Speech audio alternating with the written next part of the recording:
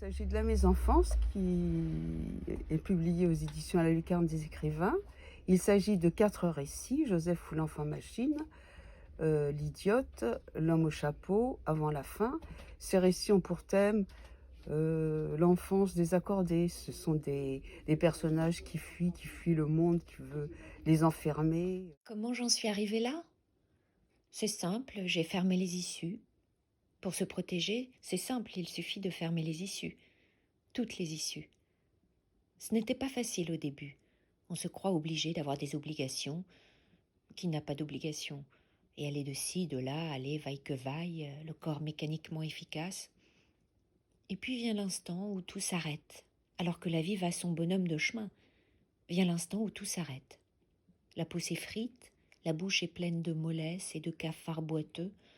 On n'y prête guère attention au début, question d'habitude, mais la sacrée carcasse se refuse à bouger d'un poil et se met à brinque-baller de ci, de là. Elle brinque-balle en vieux pantin désaccordé et on se dit « Il faut se lever et marcher droit devant sans faillir car la vie pour sûr est devant soi. La vie est devant soi. » La couverture est de Anne Goroben, artiste plasticienne, que je connais depuis longtemps. J'aime ce qu'elle fait. Elle peint, euh, elle dessine son enfance, elle dessine les passants, elle dessine les pauvres, les migrants. Elle est aussi dans ce travail de mémoire. Papa-maman, pour ne pas contrarier Joseph, grimaçait bêtement devant la machine.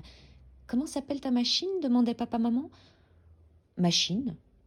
Machine, répondait Joseph. Comment va-t-il, docteur? Il va. Après la guerre, papa-maman avait fabriqué un autre enfant. C'était un garçon. Il s'appelait Samuel.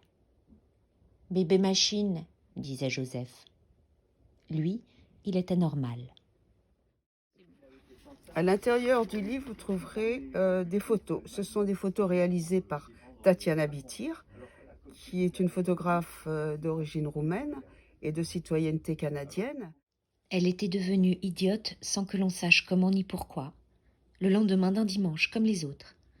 Elle a perdu la tête dans les nuages et s'est fondue dans le gris, nébuleuse aux contours indécis, se raccrochant aux filaments invisibles.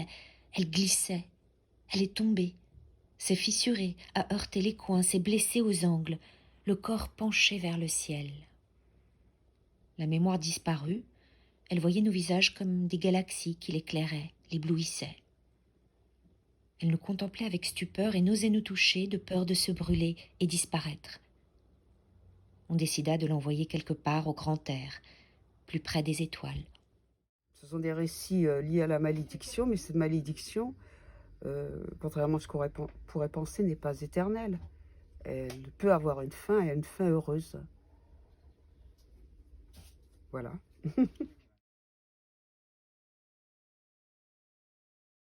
Une porte doit être ouverte ou fermée, nous dit le proverbe. Mais les librairies, ouvertes, fermées? Mais les libraires, bras ouverts, bras fermés? Mais les lecteurs, yeux ouverts, yeux fermés? Mais les enfants, bouche ouverte, bouche fermée? Alors bouche bée ou non, yeux ouverts ou non, grands bras ouverts ou non, portes ouvertes ou non, la lucarne des écrivains vous accueille tous les jours pour les livres que vous souhaitez ou ceux que nous vous proposons, à commencer par les ouvrages que nous publions et qui vous ouvrent toutes grandes leurs pages. Merci de votre soutien.